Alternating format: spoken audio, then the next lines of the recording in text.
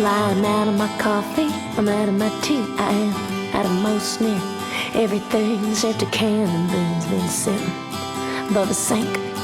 I never feel like eating beans or to the corner where I spend a hard-earned dollar I don't have, but tip that waitress pretty fat because I know it comes on back.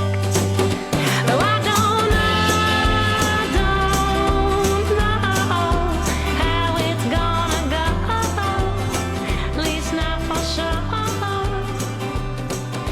But I got Kelley, absolutely delighted to see you here in Scotland. A lovely, lovely place, of course. You were at Glasgow King Tut's last night, which is a really good live venue. How are you finding this tour? Oh, it's amazing. It's been one of my favorites so far. Everyone gets better. I mean, my first tour over here I thought it was the best, and then my second one was the best, and now this one is the best because I'm getting in front of more people. I love the audiences over here. I prefer them to American audiences just because I feel there's a different appreciation for music and live music over here, especially the singer-songwriter. Which I very much am. I'm country, but it's singer-songwriter, and I'm up there by myself, and people, they shut up, and they listen, and they appreciate the music, and it's just, yeah, it's fabulous. I'm so happy over here. Because you mentioned it yourself, very different, the American audiences to the British ones. And the Americans, from our perspective, very rowdy. Even in the slower songs, they will still enjoy it, but they'll get more out of it because they're whooping and they're hollering. Britain, a little bit more laid back, and they listen to the lyrics, and I guess you like that as a writer. Yeah, that's important to me. Yeah, because I mean, Americans may be enjoying it, but they're not listening to the story. Generally speaking, obviously, everyone's not in that category, but yes, I don't like people talking during my songs. I don't like it. I want them because then how the hell do you hear what's going on? You know, like do you get annoyed sometimes? I can't get annoyed because then it'll affect my playing and my attitude. But I mean, yes, like it'll if someone's talking and I'm singing a song and everyone else is listening, and then there's like two people, you know, I kind of want to call them out, or just I'll look over at them and just sing directly to them to kind of make a point. Does it because work? It's like, yeah, I mean, sometimes because other people will then start, you know, they notice too, and they'll just kind of start to look over at them too, like, shut up. Go to the bar. That's fine. You don't have to enjoy the music. Then just. But usually, it's not that they're not enjoying it. They just don't know any better, and they're just like they're actually talking about like, oh, this is great. Like I like this word here. Like this was funny, and it's like, oh. Shut up. There's this other phenomenon now, of course, with the mobile phones and people who can pay money to go to a concert, and at the end of the day, they're just looking at you through your phone, which I can never understand. Agreed. Yeah, it's not the same experience. You're divorcing yourself from it. So it's not. I agree with you. I catch myself with that, doing that sometimes. I was at Glastonbury. I was seeing some other shows aside from my own. When I had the time, and I caught myself a couple times, you know, filming, and then I was like, wait, no, it's not the same if I'm not really taking it in. This is divorcing myself from it. There's like a layer now, and I'm bringing in another element, and it just doesn't, you just can't consume music the same way that way, so. Sometimes, no doubt, there'll be videos that suddenly pop up with Kelley Swindall on there, yes. And you think, oh my goodness, I wish that hadn't gone out, and you've got no control. All the time. Not more often than not, but absolutely. And then you're just like, oh, well, I guess I'm happy that they enjoyed it enough to film it and post it and took the time to post it. I just wish it was a better representation of what it was, you know? So it's a double-edged sword. But you mentioned Glastonbury. Yeah. In passing there. Yeah. That must have been a nice experience. Okay, oh, it was amazing. It wasn't the Pyramid stage, but... It wasn't. It was the left atmosphere. field stage Yeah. with Billy Bragg, and I just adore him. He's wonderful. He's obviously a great songwriter, great entertainer, and has something to say, which I appreciate. You know, I appreciate when anyone has something to say. It's not just, you know, not just waxing poetic and being all flowery, like, you know, they have a mission. And that was a great stage. The audience was really cool. And it was just the best first experience. I had never been to Glastonbury. I didn't know what to expect. It's very much not like an American festival in the best of ways. I felt it's a lot less commercial feeling, which is fabulous.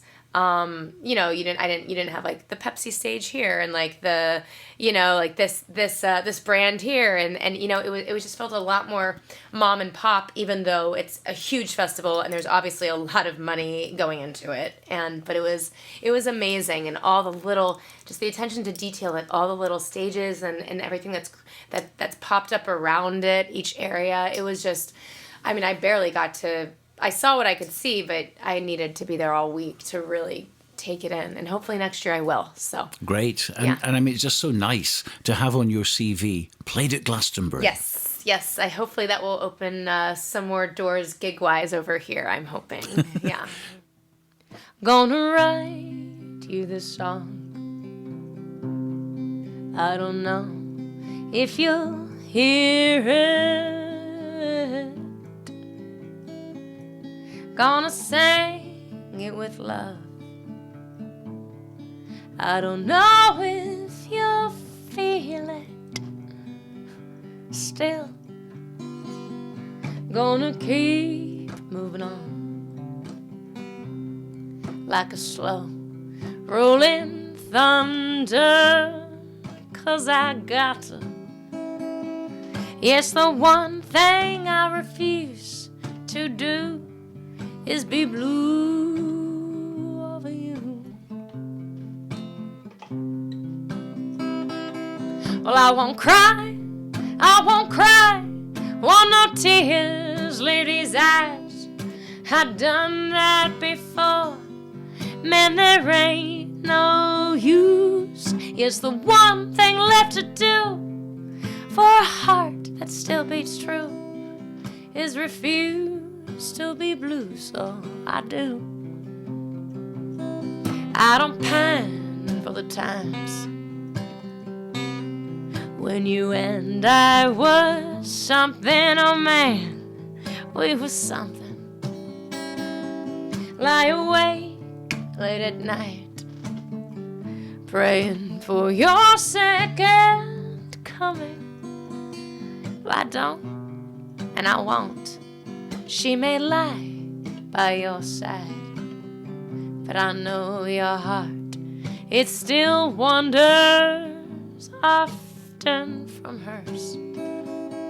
But you got that lovely life, lovely home, lovely kid, lovely wife. And that is why, well, I don't cry, I still hold my head up high. When you pass me on the street with her, turn your face, keep walking by. If my whole life I go through without you, that's what I'll do. I refuse to be blue, refuse to be blue. I refuse to be blue. Oh, you.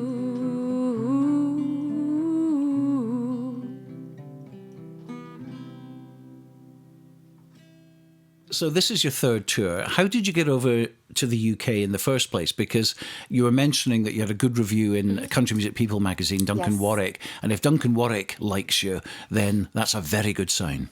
Yeah, we got along great. That was my inspiration, honestly, because he responded so well. The magazine responded so well. I thought, oh, I think there's something here. I think that there's something here. I think there's something over here that I'm not going to get out of the United States.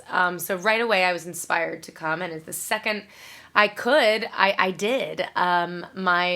My booking agent, who's also my friend, Dana, we met when I used to manage some music venues in New York City. And so she was the talent buyer there. So she had moved over here and was getting her foot in the door. And I told her, I was like, listen, I really want to get over there to play some shows. Can you help me with that? And she was like, absolutely. So the second we could, it was 2021, fall of 2021. So things were still very hairy COVID-wise, but we were finally venues were at least having music. There weren't a lot either, so I didn't really have a ton to compete with, which was nice, And she booked me about, I think it was like a 2-week tour, and I did it all by train because I didn't have a car or anything, and I couldn't get a driver.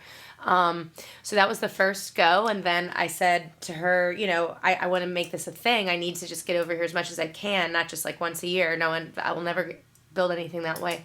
So then came back again in February and March, and another train tour, which has its pros and cons. It's hard to bring merch and your guitar and everything by yourself on trains from I would city say to almost city. impossible. It was really hard. So this tour I'm opening, it's a month long, so this is the longest one so far. I'm opening for a gentleman called Jesse Mallon, who's out of New York City.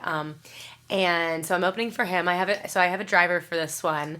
I'm able to bring more merch, which is amazing. And then after his tour, I'll pick up a car myself and just get comfortable driving and drive around for 2 weeks, and it'll, knock on wood that I'm not going to divert to the right side of the road, but I think it'll be fine. Doing it by train, I mean, kudos to you. I mean, Thanks. I've never heard of that before. You gotta do what you gotta do. I was determined. Which is wonderful. And the reaction you're getting, obviously, is great. And that's what it's all about, because we were talking earlier on over lunch that, it's very, very difficult in America to break through onto radio because it's so corporate. It's so the clique, let's be perfectly honest. Totally. It's very hard. It's not like the old days when Loretta Lynn would, I know. have a bunch of records and go from station to It station. was amazing that could be done at a point. Yeah, I love it. She's great. You can't do that anymore. Absolutely not. It's like, But where's that the must be money? frustrating. Very because frustrating. Yeah. So Europe, of course, is a place which welcomes talent, which, it doesn't matter if you're a big label or not. Yeah. And this is what it's all about with Hotdisc as well. We treat everyone individually. And we were talking as well earlier on about Juno and Joey, who are 11 weeks at number one as we speak at the moment. And they will not get arrested in America. And that is such a shame, because it should be down to talent, and it's not. It's mostly down to image. Absolutely. Image and money. And it's gross. And I don't know if that's ever going to go away, unfortunately. It's been happening since the 50s, let's be honest. Absolutely. I mean, it's, ever since there was a music industry. Yeah, and it's the certain people who control the industry effectively, because they can dictate, how it all works. But breaking through to that, if you kind of come into the business knowing that, what are your tactics effectively to get through that? I mean, do you have to just literally, with the help of social media, now build your own audience the best you can? Yeah, I mean, honestly, my tactic has always been just keep going and play as much as I can, and just get out there as much as I can, for sure. Social media, I wish I was a bit more adept at it. It's really more about, it's not that I'm not adept, it's that it takes a lot of time to really do. I don't enjoy putting as much time as I think is really needed to really promote yourself well on social media, because I'd rather be writing a song or playing or getting to a gig, and it's I do my best, but I mean, I definitely know that there could be a lot more. I could do a lot more in the social media realm, because I still can't figure out TikTok, which is terrible. Because I know I'm told that's a very important one, and people go viral and then they get signed, and I'm like, but it's time. It's all time, isn't it? It's time. It's time. It's like, do I want to be writing music, or do I want to be promoting myself? And I guess I got to find a balance between the two. 1, 2, 3, and... Don't put me on a pedestal, I'll jump off it. Don't compare me to your mama, 'cause I'm not. Please don't call me baby, 'cause I ain't nobody's baby. But you can call me darling if you want. Don't say that I'm your sweetheart, I'll turn bitter. Don't go saying I'm your honey, 'cause I'll just sting you. Don't group me with those other girls, with their wedding dreams and strings of pearls. Though you can call me darling if you need to. You can call me darling if that's really what you want. Just quit thinking about tomorrow till it comes, 'cause I ain't gonna be nobody's one and only, no. You can call me darling if you want.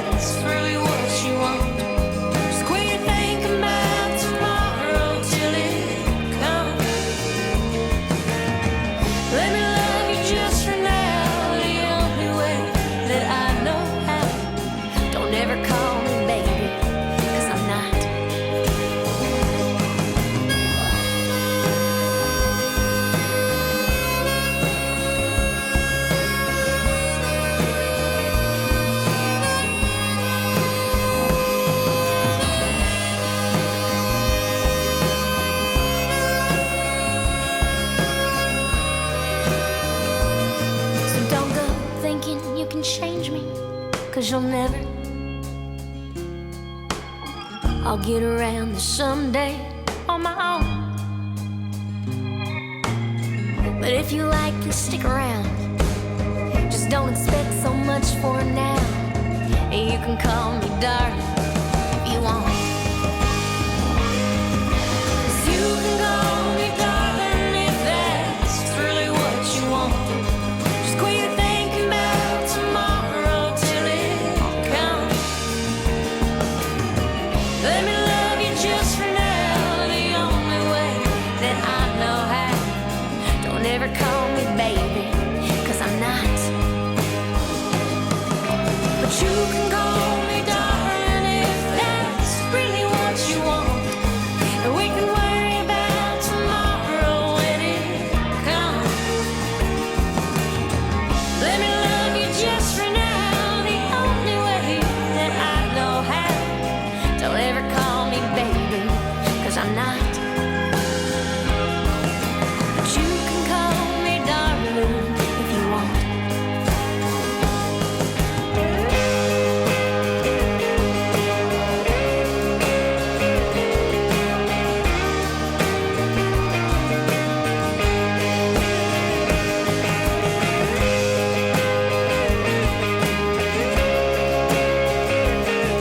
Cause it's nice to have a darling, don't I know?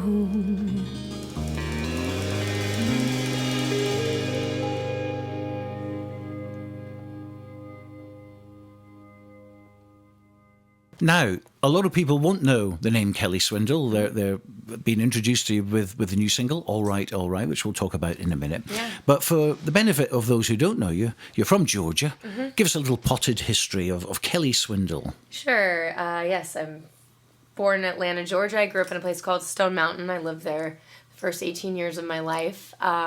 I grew up in the church, the Evangelical Fundamentalist Church, very Christian, very. I didn't really listen to outside music except for oldies and country and Christian music growing up. So it was very limited. But that's okay, because I definitely think that that's where, my love of country music came from.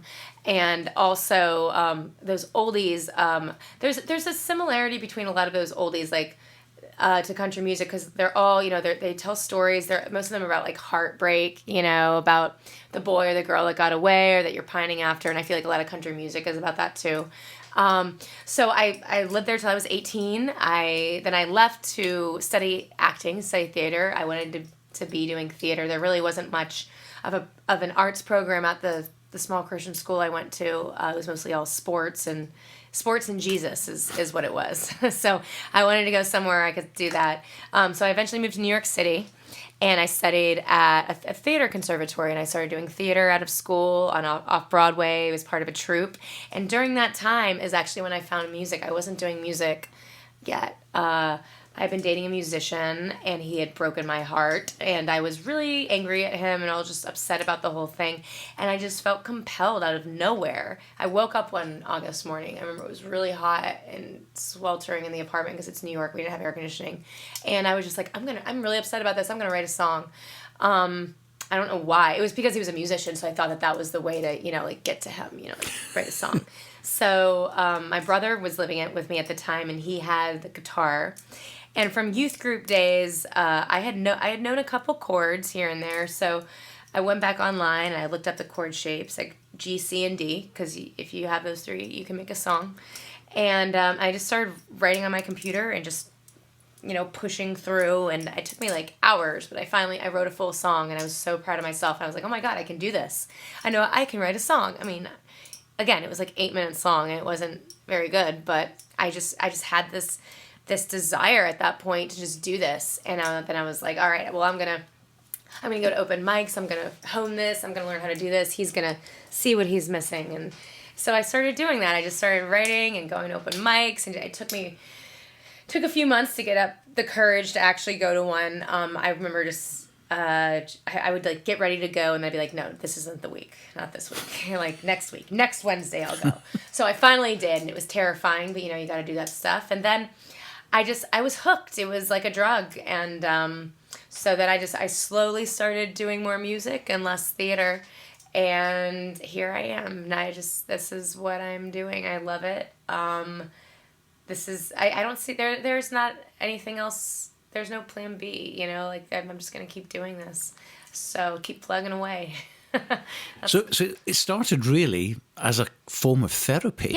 Yeah, absolutely. It still is a form of therapy. But it definitely started. And that's what the Darlin record is definitely every single one of those songs was about communicating to usually someone who had broken my heart, or I was going through stuff with, or like, you know, it was all matters of the heart, all that kind of, you know. Men would come up to me afterwards, men, boys, whatever, and they'd be like, you know, you must have really dated some bad guys, or like they really did a number on you. Who are these men you're dating? And I'd be like, and then the women would come up and be like, I know exactly what you're talking about. That is my story. And I was just like, yeah, it's not that they were, I'm like, y'all are all like this, guys. Like, this is how all of us women feel about y'all. They weren't bad guys. It was just like, no, we actually we're sensitive and we feel, I mean, not that men aren't either, but it was just really funny, the difference.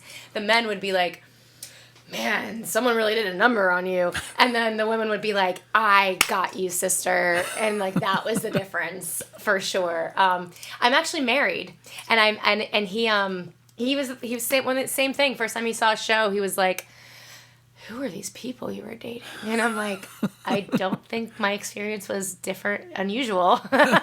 So how did he approach that then? Because obviously it was hard for him for a while, honestly. I think it was very hard for him. He says that, you know, now he's good, but it took him some time to be able to hear these songs about other people. Especially, you know, when I still do write songs, like, I don't have to be writing about something in my life at that second. I can be writing something about, you know, from 10 years ago, an inspiration. So it's hard, you know, he'll hear a song and be like, wait a minute, like, when did this happen? And I'm like, all right, this is before you, but I mean, like, or I made this up, you know. So he's definitely had to evolve, and, you know, good on him for doing that, because there was a time he would tell me, he'd be like, I love this one song, it's called Dear Savannah. He's like, I love it, but I hate it because it's about someone I was engaged to, you know, and he like loves the song, but he hates the idea of you know, me being engaged to this person and being in love with this person. And so, you know, it's hard for him. It is difficult, isn't it? Yeah. And is he in the music Not business? at all. Right. No. And that's probably a good thing. Yes, I think so. Yeah. So how does he cope when you're touring the UK? You know, he deals with it. He does you know, he's, you know, at the end of the day, he loves me very much, and obviously I love him very much, and he wants me to be happy and fulfilled, and he knows I won't be happy and fulfilled if I'm not doing what I love.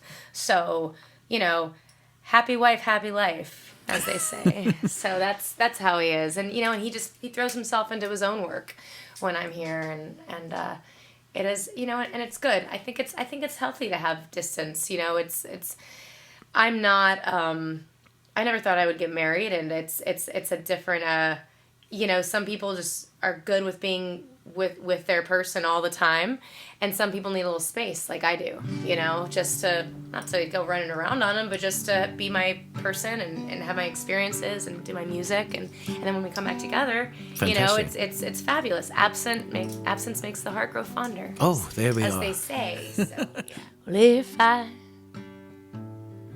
should stay, well, I would only be your way. So I'll go, but please know I will think of you every step of the way, and I will always love you. I will always love you. Bittersweet memories, that is all I am taking with me. So goodbye, please don't cry.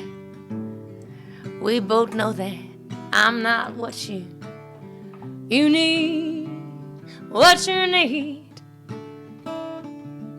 And I will always love you. I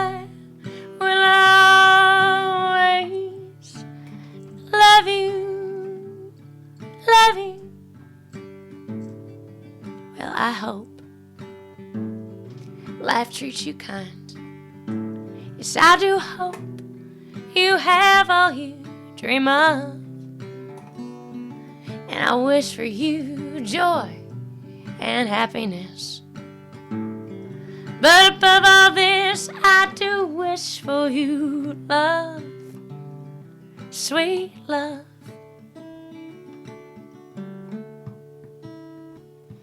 And I will always love you. I will always love you. I will always love you. I will always love you.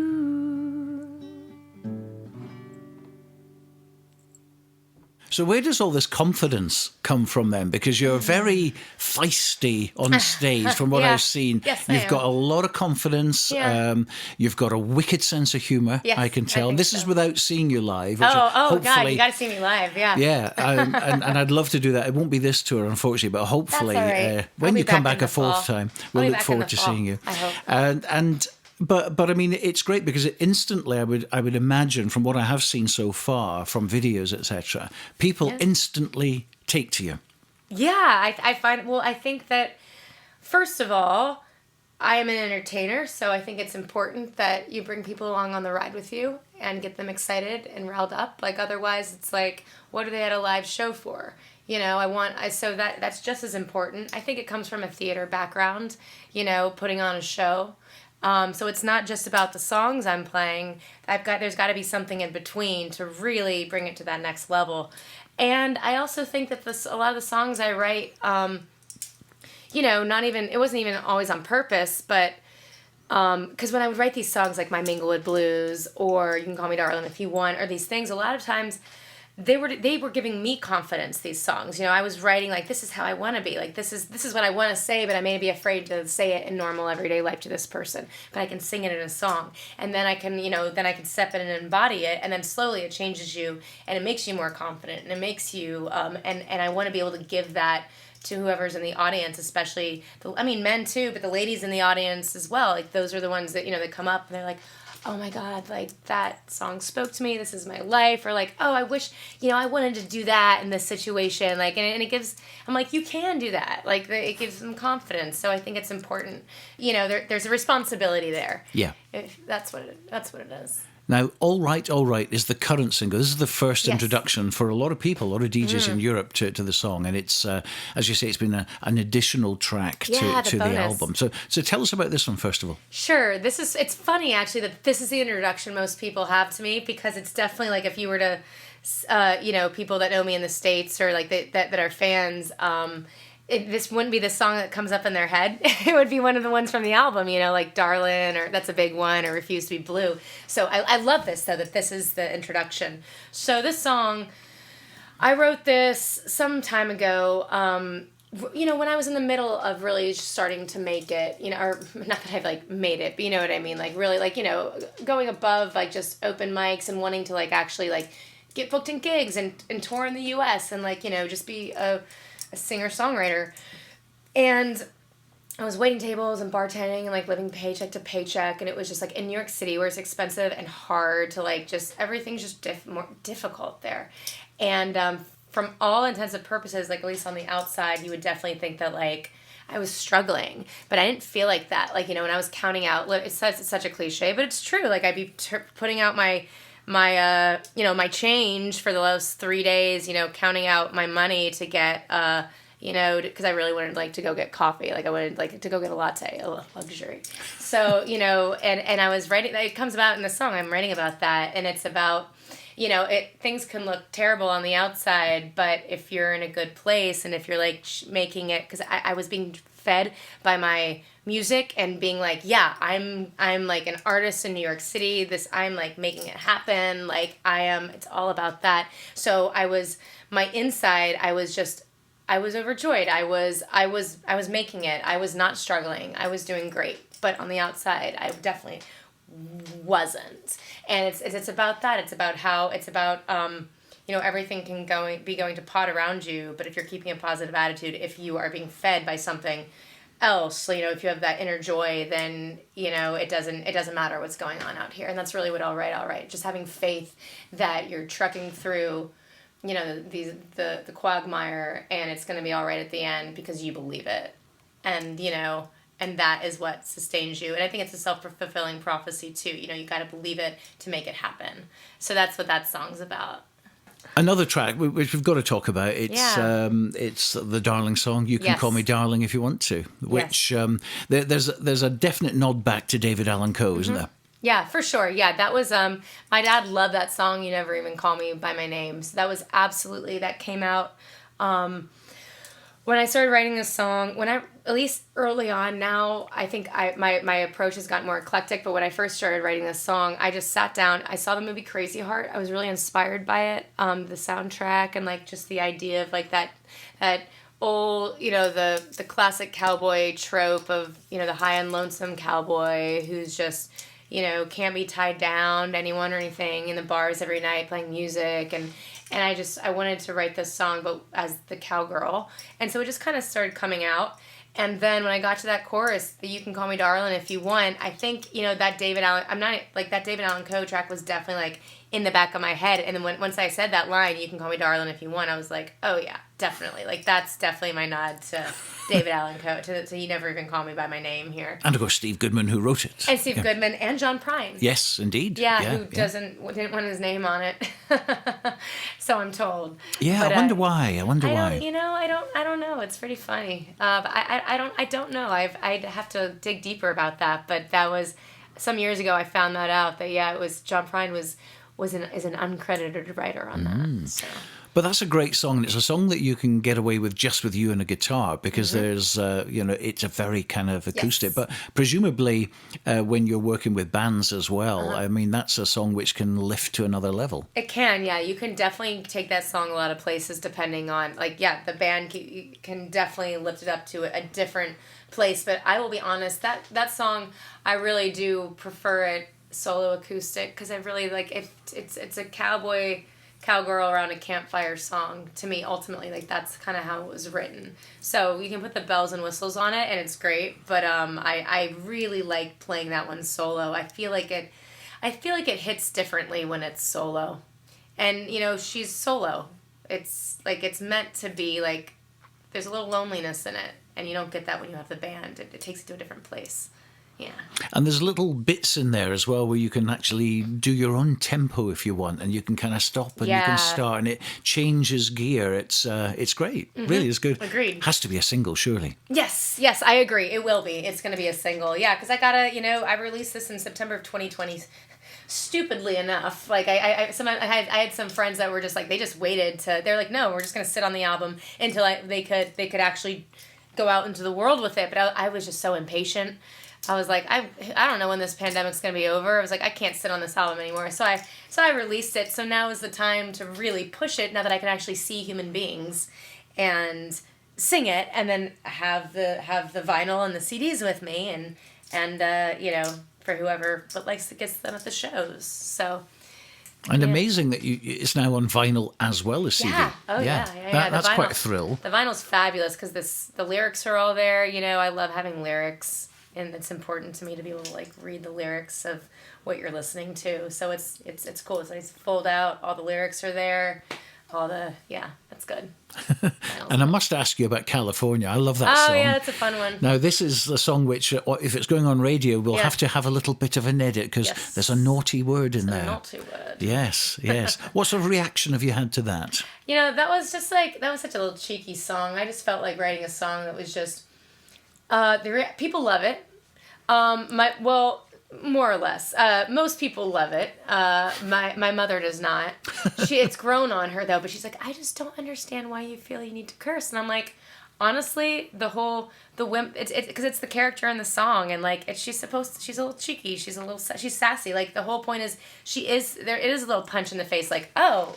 Oh, okay, that's where we're going with this now. Okay, because it's near the beginning, and people are just kind of listening, and then you say that, then you throw in the C word, and they're like, you're just taking them to a different place, and their ears perk up, and they're like, all right, I'm interested now. Like, who is this person? Like, who is the story? Like, what's going on? You know, they're these two drug runners, and their characters both in their own right, and it's just a fun, sassy, like, my theater background comes out in that one, in the terms of, like, wanting to have, just a character-driven, fun, country road trip song with some edge, you know. And a great video, because you played lots of parts in that. I love that video. Yeah, that was actually my husband's idea to play all the parts. And I always knew what I wanted it to be, so I found this girl. I wanted it on Super 8, so I found a woman in Austin who filmed on Super 8, and I had it all. I knew what I wanted. The script, the locations. I knew I wanted. We had to go to New Orleans. We had to y'all have to see it. It's great. And we shot that in like 3 days, and it was whirlwind. It was crazy. And as low a budget as we could. Myself, Vanessa, and then another friend of ours, Elizabeth, came for like a day and a half to be the body double. Because I needed a body, for like the parts where we're all in there. Y'all all have to see, but I play all the characters in it. Every single character but one. We're at a shop. There was this great character in a New Orleans shop where we had to do a money transaction with, and he was such a great character himself. I was like, all right, I'm not going to play you. You're going to play yourself. That was the only one. It's like for 2 seconds, but everyone else, if they're in this, if there's a character, it's me. And that gambling man was actually probably my favorite. I should bring him back for something. Not sure what, but he was great. Yeah. But that's the great thing about you, is you think you know you, and then you go and do something like that. Yeah. And even the song itself, I mean, when it does come in, that naughty word, it kind of, whoa, where did that come from? Where did that come from? Totally. It was. But it works. I think it's absolutely key to the song. I agree. It's not the same song without it, and that's what I was telling my mom. I'm like, it's not the same song without it, because there's a little subversiveness in it, and that's just part of it. But good fun subversiveness, and sometimes it's fun to just, for the sake of being naughty. You know what I mean? You're a naughty girl. Naughty girl. Definitely in that song, for sure. It was just like for the sake of just like punch you in the face there. Absolutely.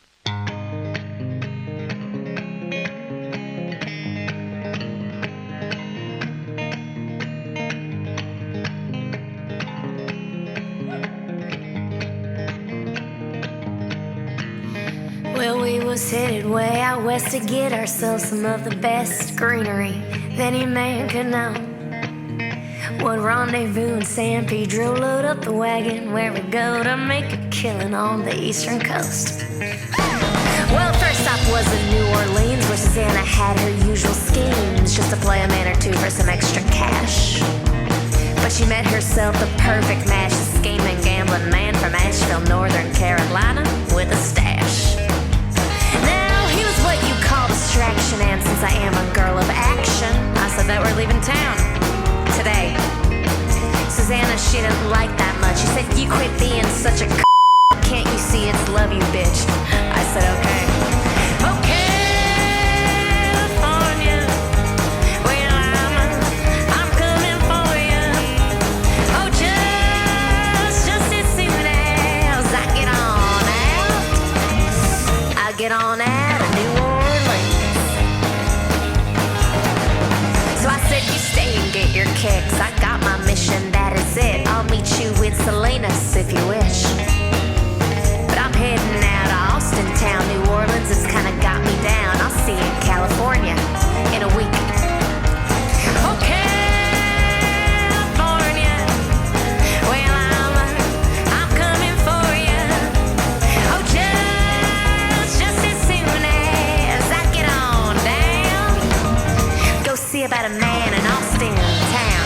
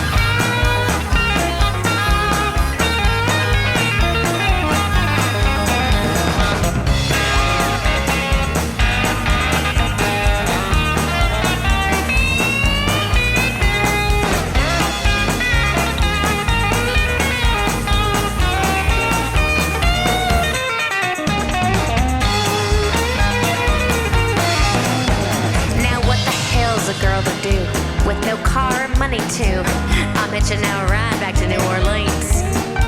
I'm gonna track that damn Susanna down, cause you know it can't be no one else. Well played back there, Susanna, goddamn, touche. Okay.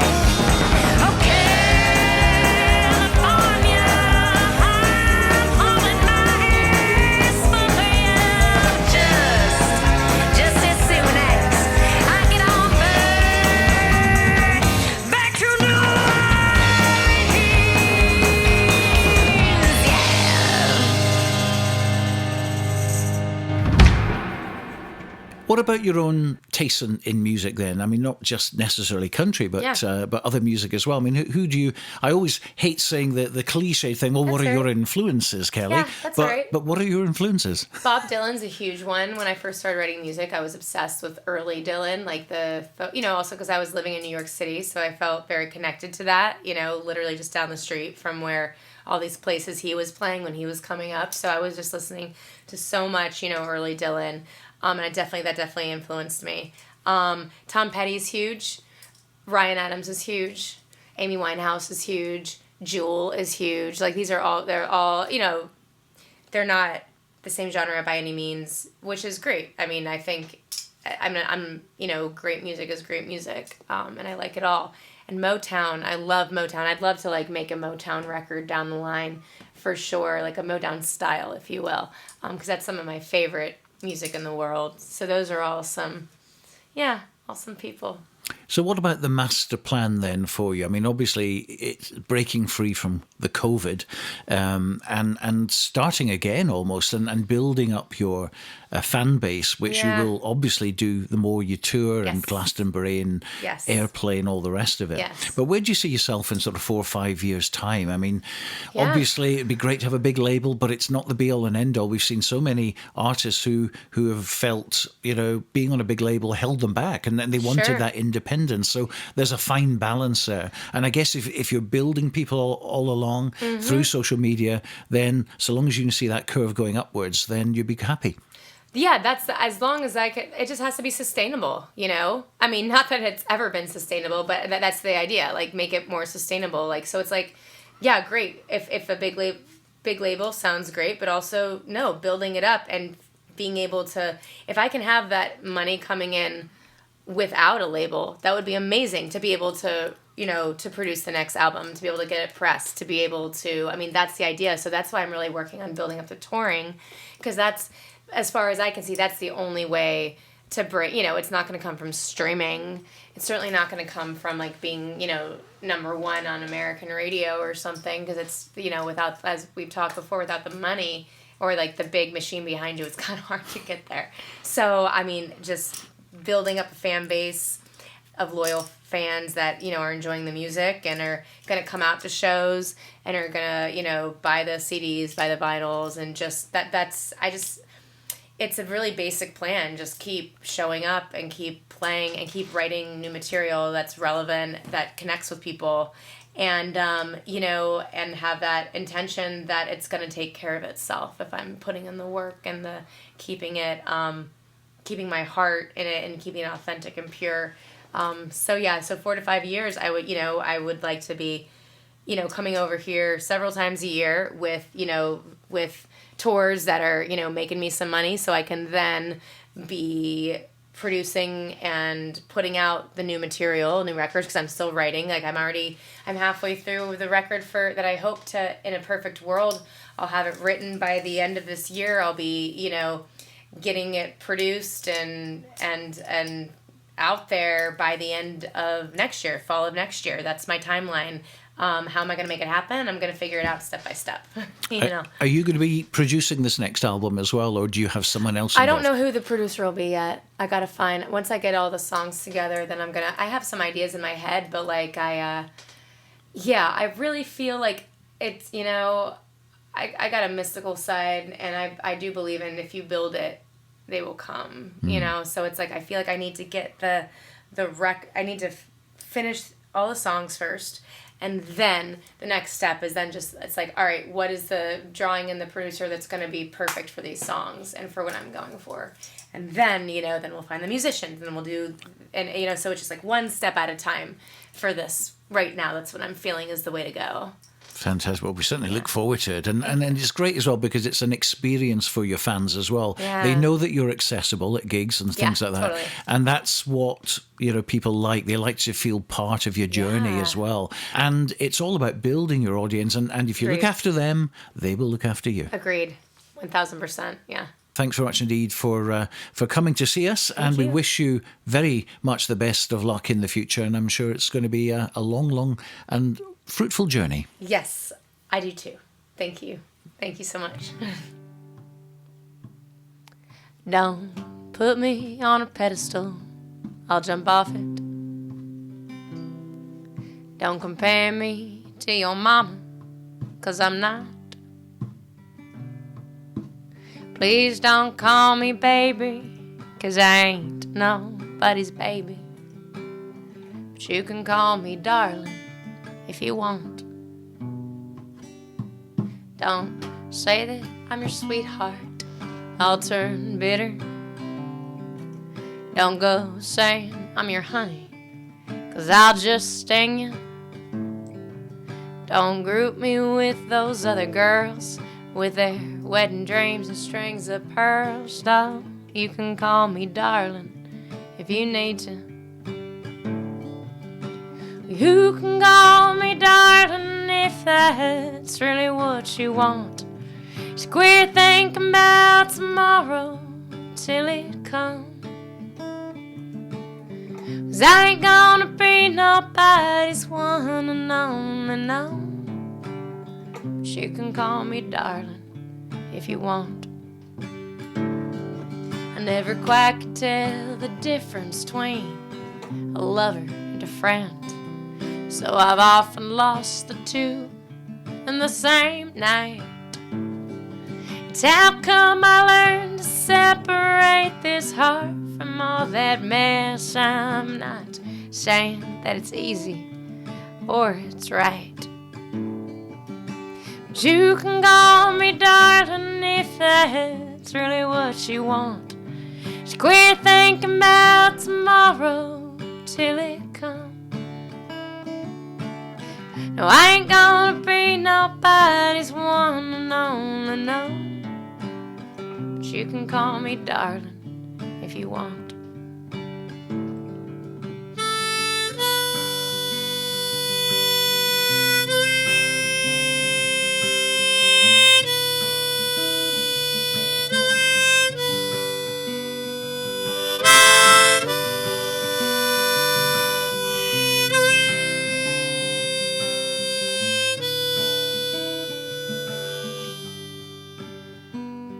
So don't go thinking you can change me, 'cause you'll never.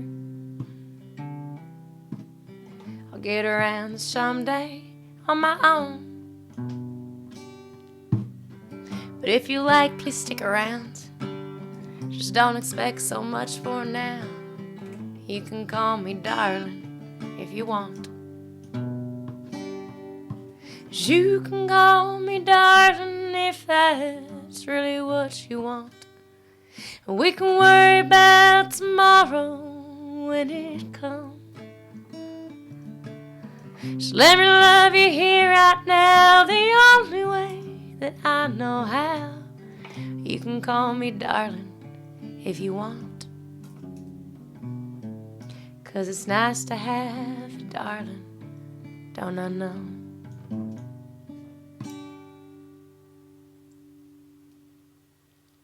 The end.